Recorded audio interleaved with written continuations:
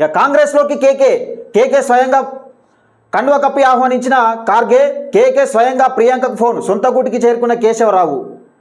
అధికారం అన్నున్న రోజులు అలా గడిపారు, ఇప్పుడు ఇళ్ళకి వచ్చారు. మరి కాంగ్రెస్ పార్టీలో కేశవరావు కేశవరావు కాంగ్రెస్ పార్టీలో ఢిల్లీలో ఏఐసిసి అధ్యక్షులు ఖార్గే కేకేను సాధారణంగా ఆహ్వానించి పార్టీ కండువ కప్పి పార్టీలో చేర్చుకున్నారు. కేశవరావు పార్టీలో చేరికకు ముందు ప్రియాంక గాంధీ స్వయంగా కేకేకు ఫోన్ చేశారు. పార్టీలో తిరిగి జాయిన్ అవ్వడంపై ప్రియాంక సంతోషం వ్యక్తం చేశారు. కేకే ప్రత్యామ్నాయం బీఆర్ఎస్ పార్టీ రాజ్యసభ ఎంపీగా ఉన్నారు. గతంలో ఆయన కాంగ్రెస్ పార్టీలోనే సుదీర్ఘకాలంగా కొనసాగారు. ఉమ్మడి ఏపీలో కాంగ్రెస్ పార్టీ అధ్యక్షుడిగా పనిచేశారు. రాష్ట్ర విభజన తర్వాత బీఆర్ఎస్ పార్టీలో చేరారు. మళ్ళీ ఇప్పుడు సొంత గూటికి కేకే వచ్చారు. కేకే చేరికపై కాంగ్రెస్ అధిష్టానం సైతం హర్షం వ్యక్తం చేసింది. కేకే పార్టీలో చేరిన సందర్భంలో సీఎం రేవంత్ రెడ్డి, పార్టీ వ్యవహారాల ఇన్ఛార్జ్ దివ్యదాస్ మున్షి, కేసీ వేణుగోపాల్ ఉన్నారు. ఇదిలా ఉంటే గతంలో ప్రభుత్వం ఏర్పాటు చేసిన కొద్ది రోజుల్లోనే కేకేతో అస్సాం పార్టీ పెద్దలు చర్చలు జరిపారు.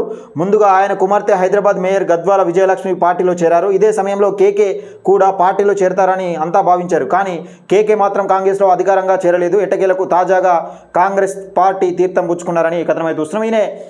ఈయన బిడ్డ మేయర్ ఫస్టే చేరింది, తొలి దెబ్బ.